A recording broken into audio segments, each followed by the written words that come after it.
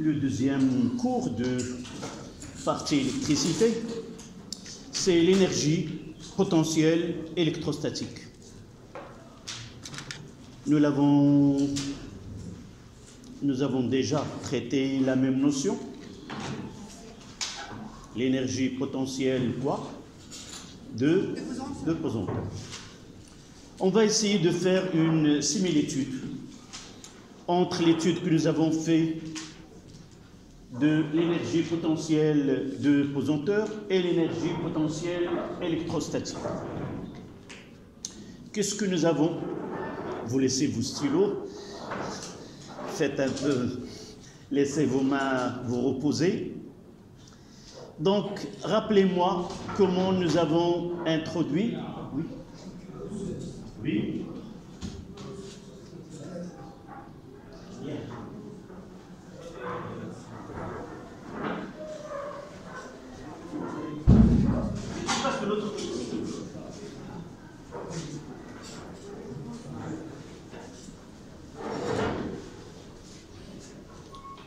S'il te plaît, tu fermes la porte derrière toi. Merci. Donc, revenons à l'énergie potentielle de pesanteur, comment nous avons pu la définir ou la présenter. Une énergie liée à la position. Oui. On va essayer maintenant de ce que nous avons étudié pour les interactions électrostatiques. Vous vous rappelez, en réalité, cette leçon-là prend naissance des interactions gravitationnelles, c'est-à-dire il y a des interactions qui se produisent entre des corps uniquement par leur masse. Et nous avons dit que la loi, c'est la troisième loi de Newton qui nous donne les caractéristiques de ces deux forces. F de A sur B est égal à, en intensité, F de B sur A, qui est égal à une constante G fois la masse du corps A fois la masse du corps B sur le carré de la distance que séparent les centres d'inertie de deux corps. Nous avons parlé juste par la suite que chaque corps, il crée un champ de gravitation, mais nous avons simplifié, au lieu de parler un champ de gravitation, nous avons parlé d'un champ de pesanteur.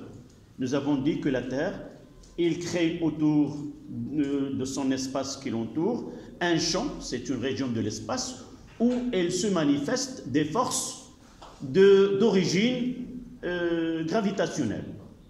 Et cette force-là, donc un champ, et nous avons parlé de ce champ, en réalité c'était G, et juste après, tout corps de masse M se situe dans cet espace et sera soumis à une force qu'on appelle le poids, et nous avons dit que P est égal à M fois G. L'existence de ce champ de force, c'est dû à la masse, et par la suite, toute masse entre dans cet espace et se soumise à une force P, qui est le poids, qui est égal à M fois G. Juste après, nous avons dit que tout corps de masse M se trouve dans un champ de pesanteur à une distance donnée, alors il dispose d'une énergie qu'on appelle énergie potentielle. C'est une énergie qu'on ne peut pas, tant qu'il est à cette position, cette énergie ne se manifeste pas, mais uniquement lorsqu'il quitte cette position-là, alors cette énergie-là apparaît sous forme de quoi? Vers la fin, nous avons donné une relation entre la variation de l'énergie potentielle de pesanteur et le travail de poids. Oui. Donc W de P est égal à moins delta de EP P. EPP, c'est l'énergie potentielle de pesanteur. Donc cette vision-là, elle est la même, évidemment. On est poussé l'étude jusqu'à donner cette énergie potentielle de pesanteur est égale à quoi? une masse qui entre dans ce champ, une masse dans un champ à une position par rapport à un plan de référence, plus une constante, nous avons dit que cette énergie, elle est définie à partir d'une constante. Définie à partir d'une constante, en réalité, la recherche de EPP avec le champ, ça vient de, il y a la fonction primitive. Est-ce que vous avez étudié la fonction primitive? Non. Donc, c'est pour cela que cette constante apparaît. Juste, ce qui est beau en physique et dans cette théorie, c'est que ce que nous faisons dans une théorie donnée pour un champ de force donné, on peut le retrouver dans un champ de force autre que celui de champ de pesanteur. Et en réalité, tout ce que nous avons dit, elle va être seulement, il faut changer si le champ de force est lié aux charges et le champ il est E, qu'est-ce que nous aurons comme force? On va essayer de faire une similitude entre ce que nous avons vu pour le champ de pesanteur, qui est un champ dans lequel un corps de masse M est soumis à une force F ou P est égal à mg, et tout ce qu'on découle comme grandeur physique que nous avons définie. Passons de là au champ électrostatique. Nous avons dit qu'une charge, elle crée un champ électrostatique dans son espace environnant, et toute charge se présente dans cet espace-là. Elle est soumise à une force que nous l'avons notée Fe, force électrostatique. Cette force apparaît pourquoi? C'est du fait des charges. C'est Q fois E. Voilà le champ. Voyez, on peut passer de champ de pesanteur vers le champ électrostatique. S'il te plaît, qu'est-ce que tu écris? Qu'est-ce que tu écris maintenant?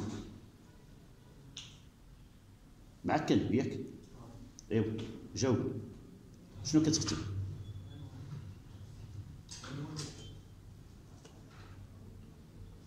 Tu poses ton stylo, je l'ai dit tout à l'heure, tu poses ton stylo et tu suis.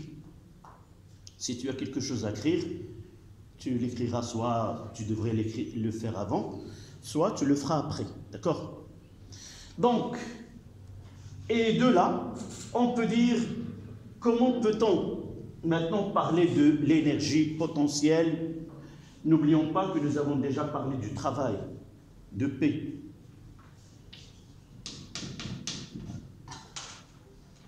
Rappelez-moi cette formule. De A vers B est égal à M fois G. ZB moins ZA moins ZB. ZA moins ZB. Mais EPP, c'est ZB.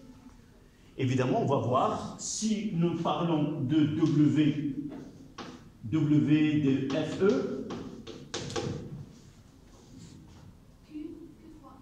C'est Q fois E.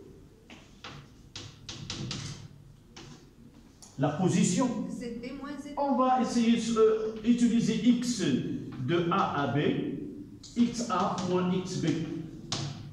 On va voir notre étude, au lieu d'utiliser Z qui est l'altitude, on utilise pour... Ça dépend, on peut utiliser Z, mais généralement on utilise X plutôt que Z. Donc de là, c'est le même travail, c'est ça ce qu'on va faire dans cette leçon. Et on va essayer évidemment de mettre en évidence l'existence de cette énergie potentielle électrostatique. Et on prendra comme exemple celui des nuages où il y a un orage, des éclairs, comment ce phénomène se produit.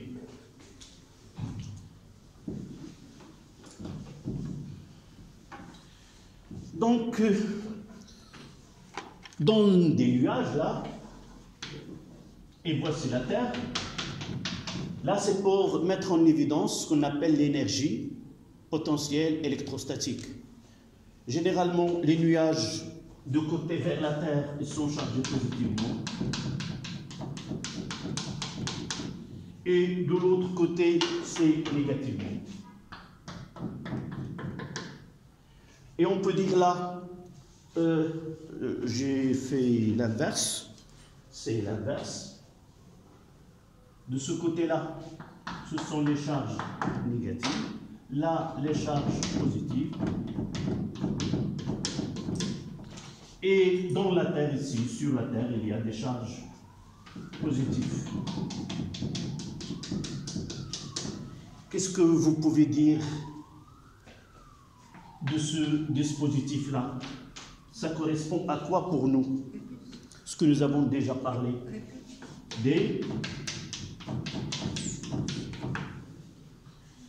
Nous avons déjà fait un schéma, c'est le champ électrostatique uniforme. Il y a deux plaques, une chargée positivement et l'autre chargée négativement.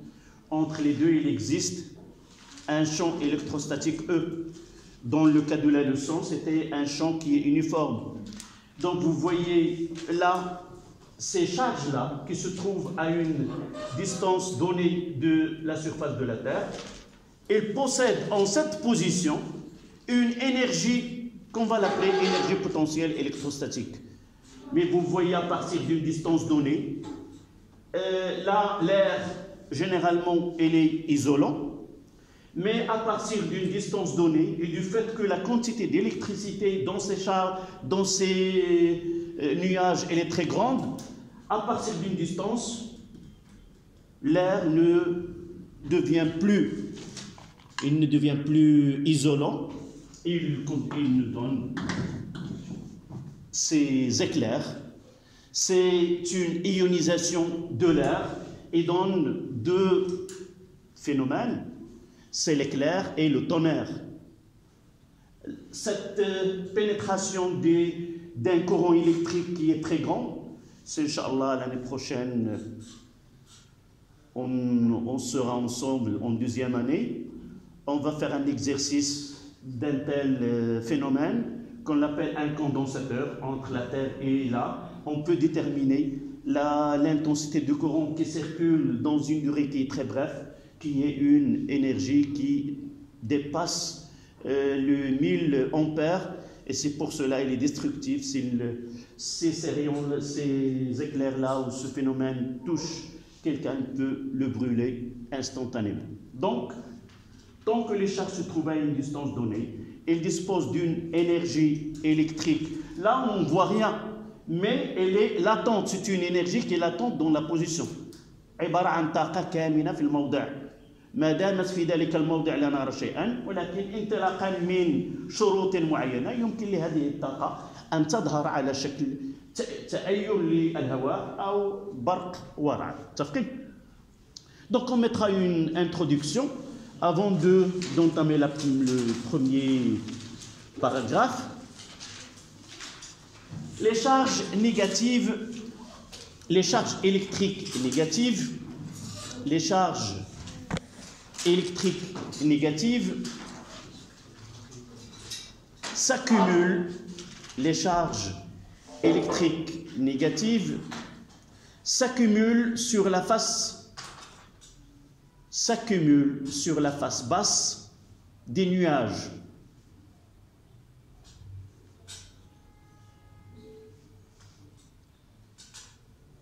Qui est en regard avec la Terre. Les charges électriques négatives s'accumulent sur la face basse des nuages qui est en regard avec la Terre. Virgule.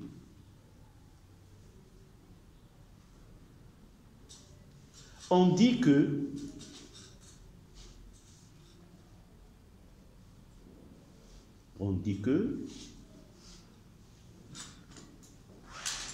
qu'il y a une énergie potentielle électrostatique. On dit qu'il y a une énergie potentielle électrostatique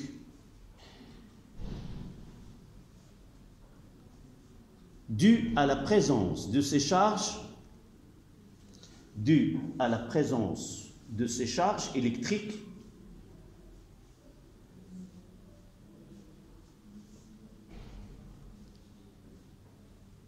qu'il y a une énergie potentielle électrique due à la présence de ces charges à une distance donnée de la Terre.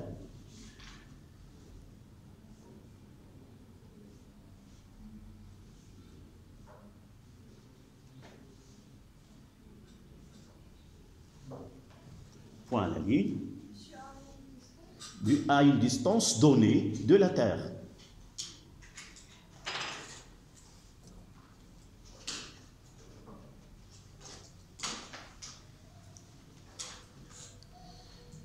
Lorsqu'il arrive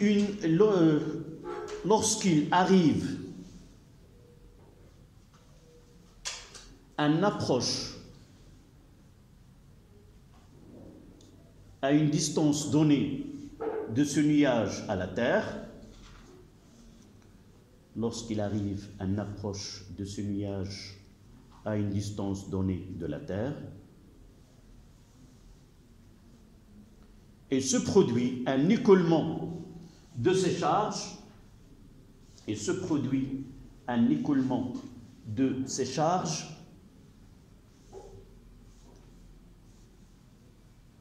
vers la Terre,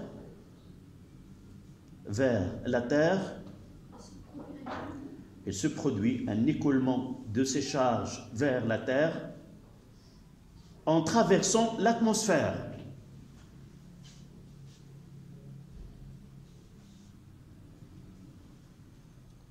Et provoque le phénomène des éclairs.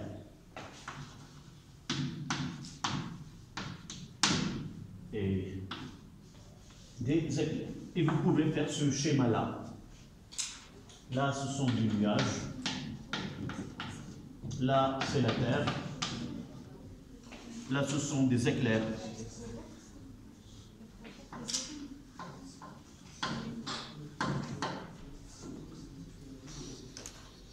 Comme je viens de dire, cette lumière-là, c'est une ionisation des molécules dans l'air qui dans cette lumière-là.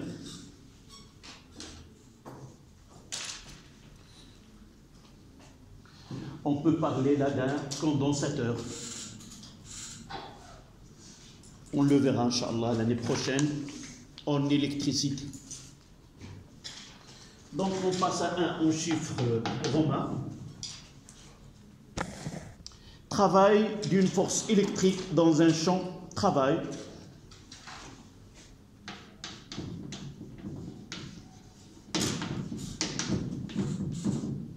d'une force électrique dans un champ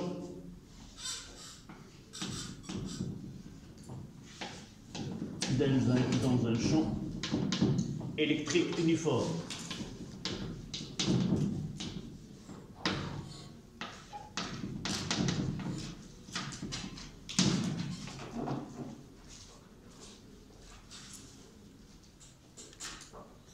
À notre niveau, en première année, on n'essaie pas de faire une différence. Vous allez trouver un champ électrostatique et vous allez trouver un champ électrique. Mais pour nous, dans notre cours et nos exercices, on ne fait pas de différence. Vous aurez, Inch'Allah, l'occasion de faire la différence entre les deux nominations par la suite. D'accord ?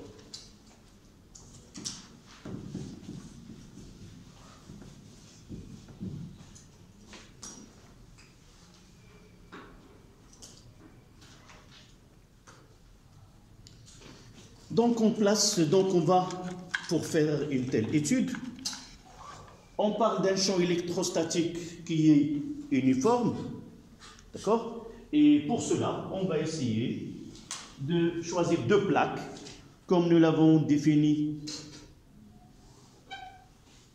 Là, une plaque P, là, une plaque, on va le noter N,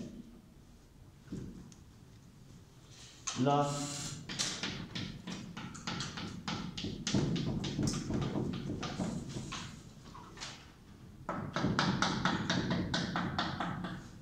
donc, pour avoir un champ électrique ou électrostatique uniforme, on a besoin de 2 plaques métalliques parallèles L'une porte des charges positives et l'autre des charges négatives. Et nous avons dit, entre les deux plaques, il règne un champ électrique uniforme dont les lignes de champ sont des droites parallèles, orientées.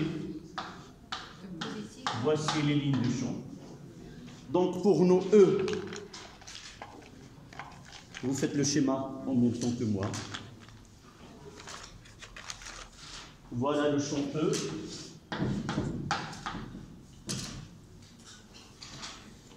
On va voir par la suite quelle est la relation entre le champ électrostatique et la tension entre les deux plaques. Là, c'est le potentiel P et là, c'est le potentiel N. Le potentiel P est supérieur au potentiel N. On le verra par la suite. Donc, voilà une charge. On fait un schéma quelconque. Là, c'est A et là, c'est B.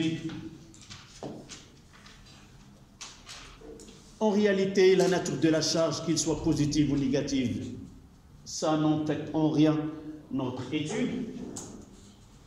Mais pour représenter les forces, on mettra que Q il est positif.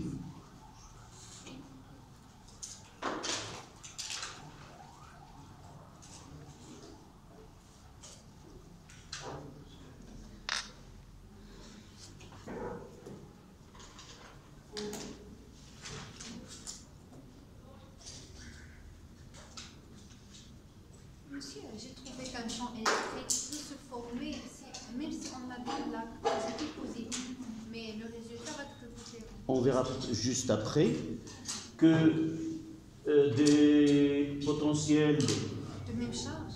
Même de mes charges, mais à condition que le potentiel en ce point, il vaut mieux, on parlera de potentiel, il faut que le potentiel, on donnera une relation de E, le potentiel le plus élevé vers le potentiel le moins élevé. غادي نسبقوا الاحداث شويه ونطلعوا على شنو غادي نديروا من بعد. هي ان الا خديت واحد لاك عندها واحد الجهد 50 وهذه 20 voilà. Donc question de, mais pourquoi nous avons fait cela? Parce que nous avons relié ces deux plaques avec un générateur. Il y a le pôle positif, il y a le pôle négatif. Nous sommes restés dans ce choix. Mais juste après, on va essayer de parler d'une façon générale quand est-ce qu'on aura un champ uniforme en dehors d'un générateur qui a la borne positive et la borne négative. D'accord? Donc, je vais m'arrêter un petit peu et revenir à ce que nous avons fait pour définir le travail de poids, du poids d'un corps. Comment nous avons fait le choix, si vous vous rappelez? C'est essentiel lorsqu'on a déjà un travail qui a été fait par une théorie donnée et on veut l'appliquer à une autre qui est semblable. Il faut respecter la façon avec laquelle on a fait cette étude-là. Je vous rappelle là, nous avons pris d'abord on a choisi un référentiel qu'on appelle galiléen, mais pour nous, c'est pas grand-chose dire un référentiel galiléen, c'est l'année prochaine, Inch'Allah, c'est-à-dire tout simplement un référentiel ou un repère où les lois de la physique sont respectées. Parce que ce n'est pas tous les repères qu'on choisit, les lois de la physique sont respectées. C'est-à-dire quoi, respecter? C'est on n'aura pas de différence entre ce qu'on fait dans la réalité et ce qu'on fait d'une façon théorique. Si je dis, par exemple, étudier le mouvement d'un corps dans un référentiel donné et je trouverai théoriquement qu'il a un mouvement rectiligne uniforme de vitesse telle, alors dans l'étude théorique, je dois arriver à la même conclusion. Si j'arrive à une conclusion qui est différente à ce qui est dans la réalité, c'est que ce référentiel que nous avons étudié, ou ce repère, n'est pas un référentiel galiléen. On parlera l'année prochaine, Inch'Allah. Donc nous avons choisi un axe des altitudes Z vers le haut, et nous avons ici la Terre.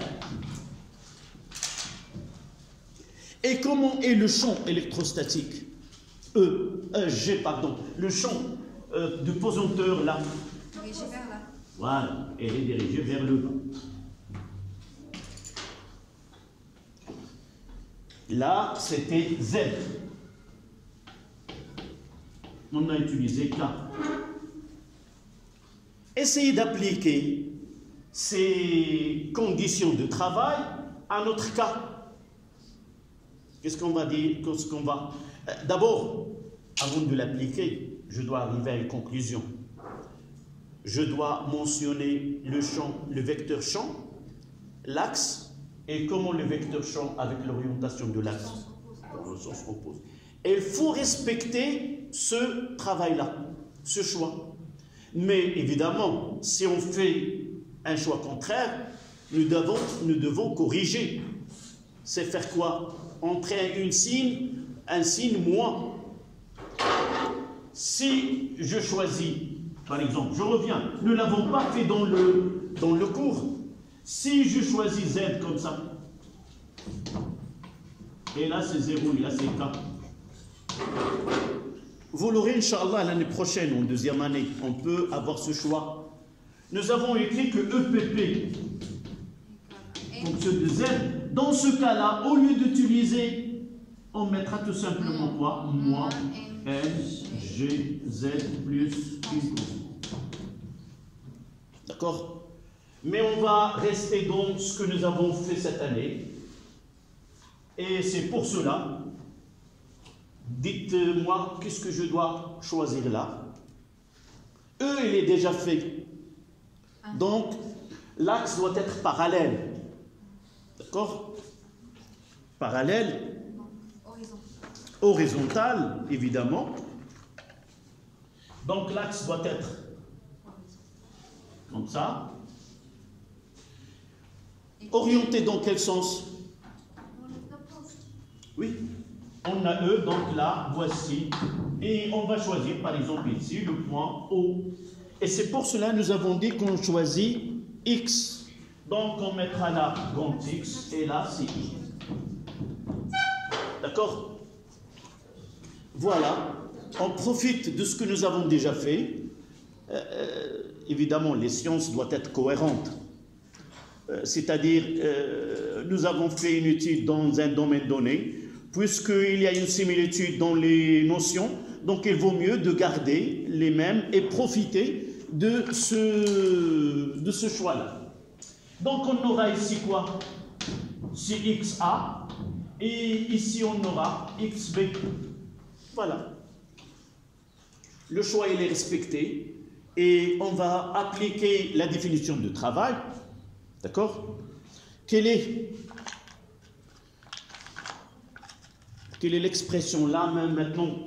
Nous avons choisi l'axe, nous avons le champ. Il nous reste quoi avant d'écrire l'expression?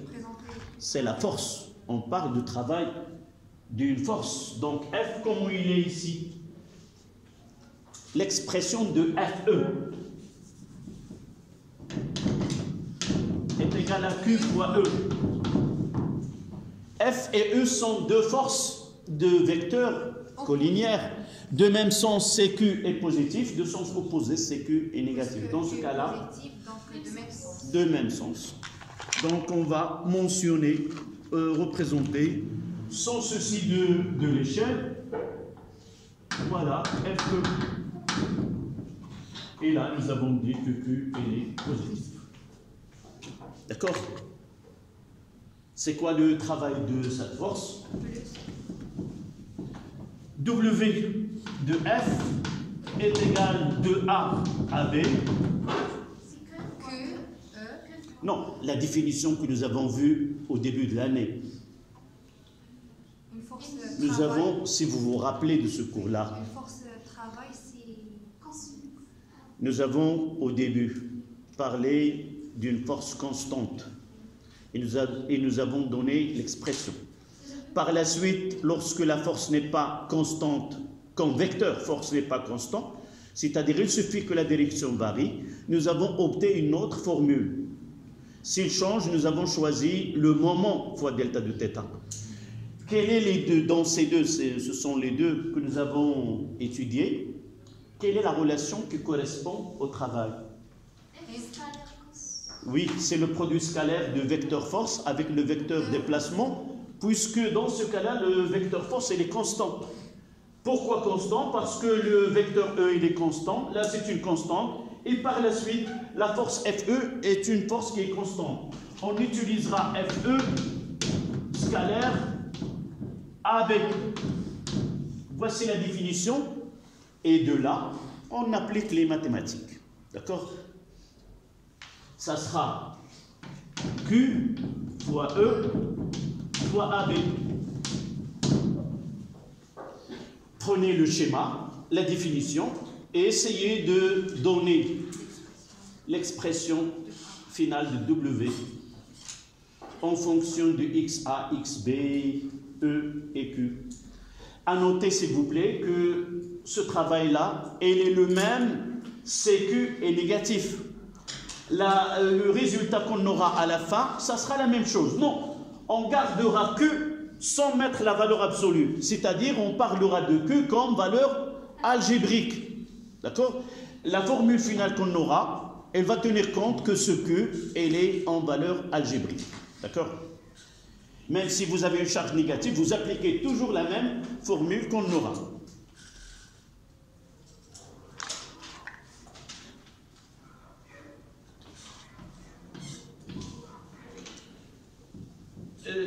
Là, j'ai choisi qu'un seul axe.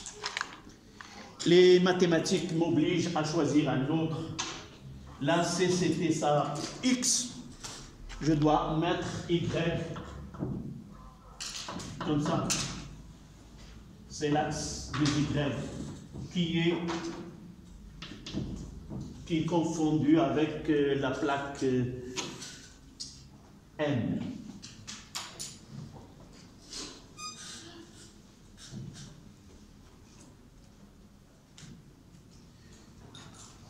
Mais ça ne fait pas un son qui...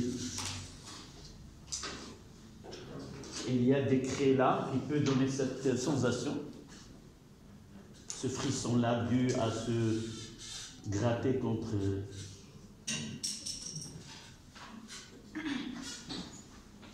Donnez-moi les composantes de E dans ce OIJ.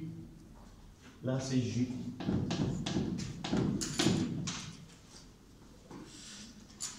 Et aussi, on notera AB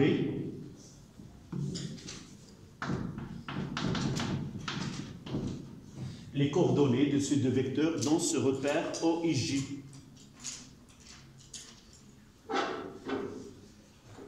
D'abord, les coordonnées, ce sont les projections de ce vecteur sur les deux axes. Deux petites règles qui sont simples. Lorsqu'un vecteur est perpendiculaire à un axe, sa projection est égale à 0. Si un vecteur est parallèle à l'axe, sa projection soit plus la norme, soit moins la norme, ça dépend de l'orientation, le sens de E. Dans ce cas-là, E sur Y, elle est nulle, mais dans ce cas-là, il est dans le sens, c'est moins E. Et là, vous connaissez AB, c'est XB, XA. C'est XB moins XA. Et là, c'est YB moins YA. Voilà. Et ce produit, c'est quoi? Moins E. C'est celle-là. C'est W de FE de A à B. C'est égal à moins E fois XB moins XA plus 0. 0 fois YB, si vous voulez qu'on écrit, 0 fois YB moins YA. Et j'ai oublié le Q. Est égal à moins Q. Là, c'est Q fois. Et l'écriture finale, ça sera quoi? W de FE. Et regardez, de A vers B, comme nous l'avons dit tout à l'heure, je vais changer ceci-là et permuter X avec XB. Ça donne Q, E, XA moins XB. Et vous voyez le point A, le 2, XA vers XB, de A vers B, c'est-à-dire de XA moins XB. C'est la même que nous avons fait pour le travail de P. Travail de P, c'est MG, ZA moins ZB, en partant de A vers B.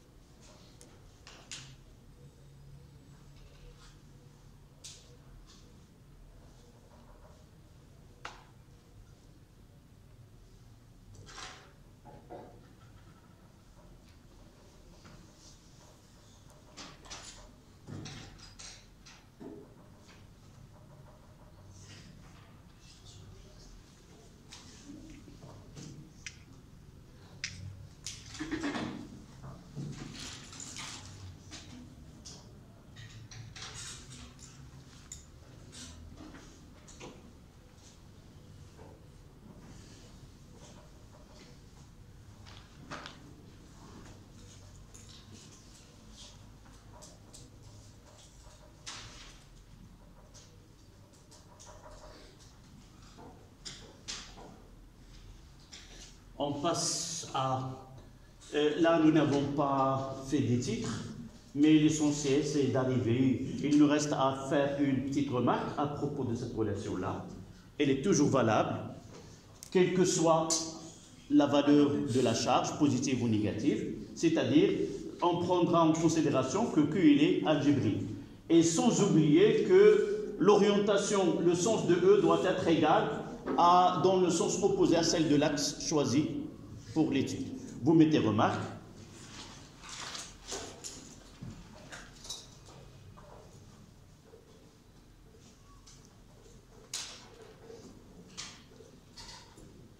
Cette expression du travail de la force électrostatique, cette expression du travail de la force électrostatique, elle est la même. Elle est la même pour une charge Q, pour une charge Q,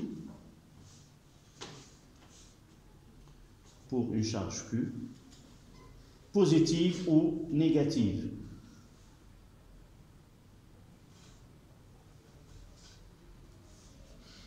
À condition que le vecteur champ électrostatique, à condition que le vecteur champ électrostatique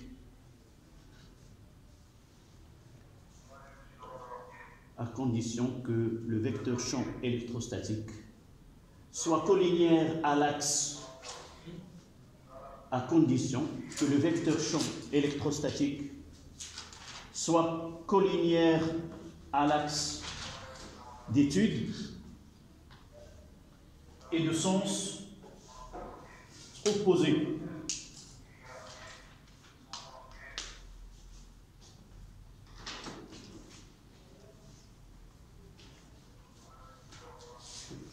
C'est-à-dire que cette charge-là, cette expression, elle est toujours correcte. Uniquement, il suffit de prendre en considération que Q est une valeur algébrique. On fait une petite application numérique. Donc, là, en réalité, un travail, là, c'est, si vous voulez, on va parler de là, travail W de FE. On mettra dans cette notion application numérique. Application numérique.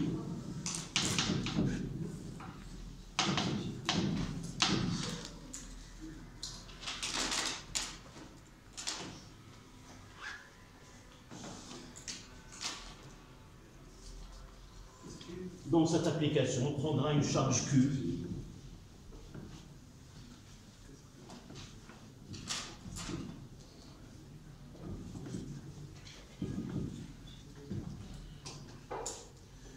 Donc on prendra Q est égal à moins E, est égal à 1,6 fois 10 moins 19 coulombs.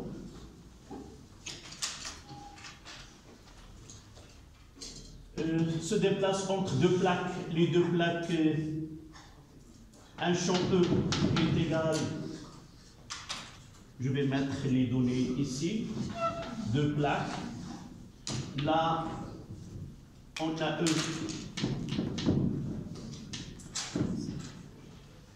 E est égal à 10 à la puissance 4 voltmètre moins 1. Ce Q est chargé négativement. Oui, un électron. Dans ce cas-là, c'est un électron.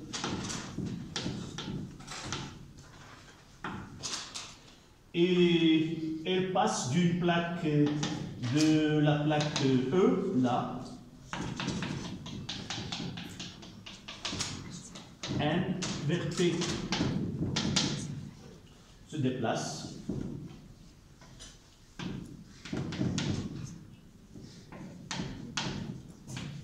De la plaque N vers P. Ici, la distance c'est D est égal à 2 cm. On va 10 cm là.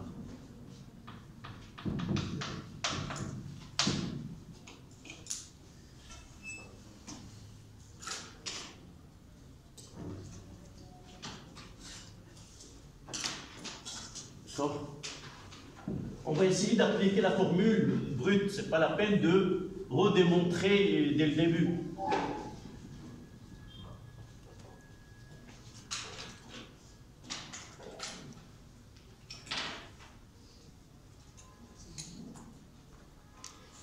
L'expression qu'on va appliquer.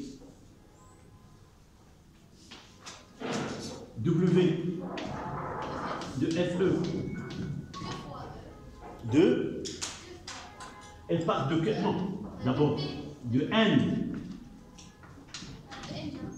vers P est égal à Q fois E fois XN moins XP. C'est ça la définition. E part de P vers N. Se déplace de la plaque N vers la plaque P, l'électron. C'est le point de départ et le point d'arrivée. D'accord? Nous avons utilisé W de A vers B. A, c'est le point de départ. Et B, c'était le point d'arrivée. Dans les données, elle part de la plaque N vers la plaque P. D'accord?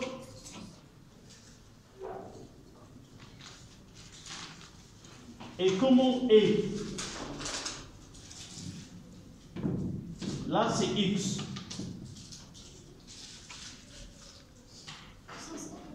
Non, j'applique. Donc, le choix, toujours, E doit être de son contraire.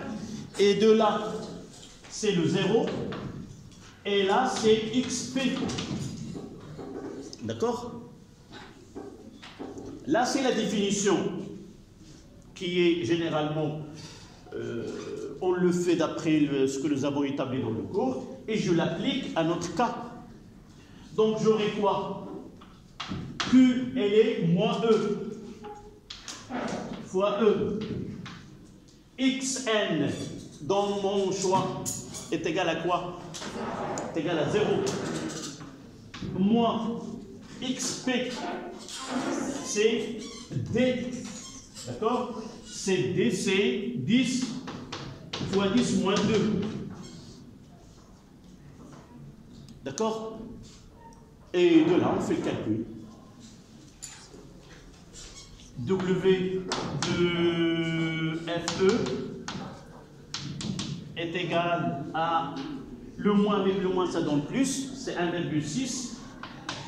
10 moins 19 fois 10 à la puissance 4 fois 10 moins 1. Monsieur, oui. X c'est moins 1,6. Moins E égale à moins 1. Oui, oui, c'est moi. C'est ça ce que je Oui, c'est moi. J'ai dit un électron, c'est moi. 1,6 10 moins 19.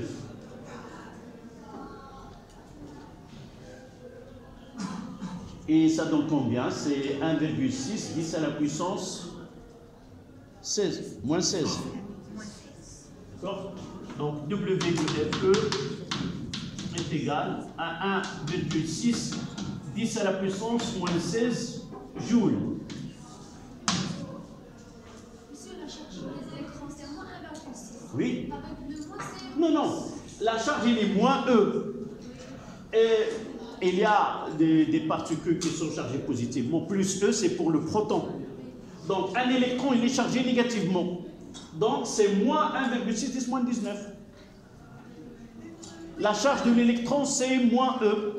Donc, je dois utiliser ici moins E. C'est moins 1,6 10 moins 19. Comment? Oui, j'ai utilisé. Mais vous ne voyez pas, j'ai changé ici. Là, qu'est-ce que j'ai fait? C'est moins. Je reprends le calcul. Je vois que vos camarades à la porte se donnent est égal moins 1,6 10 moins 19. D'accord? Fois E fois 10 à la puissance moins 10 à la puissance 4. Moins 10 à la puissance moins 5. Fois 0 moins 10 fois 10 moins 2. Et vous voyez, c'est plus. Le moins avec le moins, ça donne plus. 1,6, 10 à la puissance. Là, c'est 10 moins 1, 10...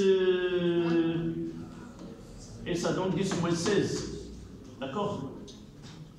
Joule. Là, c'est W de FE. De N vers P. Si c'était un proton, donc c'est Oui, moins on va mettre ici. Qu'est-ce qu'on va mettre ici? C'est plus 1,6 10 moins 19 fois 10 à la puissance 4. S'il passe de n vers 1, ça sera 0 moins 10 fois 10. D'accord? Et comment ce travail il est? Ce travail, comment il est? positif. W il est positif, ça veut dire que FE est une force motrice. FE motrice. Une force motrice. Essayons de représenter cette force. Là, c'est Q, elle est négative. Comment est la force? Dans le sens opposé. Là, c'est FE. Et vous voyez le déplacement. Le vecteur Pn, elle passe de N. Voilà Pn. Le vecteur de N vers P. Et vraiment, la force, elle est motrice. Le produit, si vous voulez, en appliquant ce que nous avons vu dans le cours de travail de force, la force, elle est motrice dans ce cas-là. Voilà, on s'arrête 5 minutes, puis on continue.